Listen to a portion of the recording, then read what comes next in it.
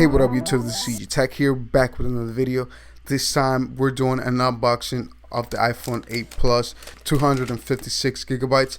This is a product red. The only difference between older iPhones and this product red iPhone is actually the color, and also that a percentage of the sales of this iPhone will actually go towards research on AIDS, which is a great thing.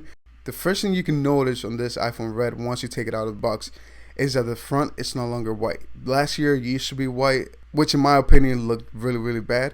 This year Apple finally made the front panel black, which goes really well with this kind of red. This is actually not a light red, it's more like a ruby red. First you get your user guides, then you have your AirPods and also the dongle in case you have some old headphones hanging around the house, and also you get your charging cable and the power brick. Inside this iPhone you're going to find the same exact things. It's iOS 11 and also costs the same price. It's only a little harder to get because not all stores have them, but I'm sure if you try hard enough you're going to find them.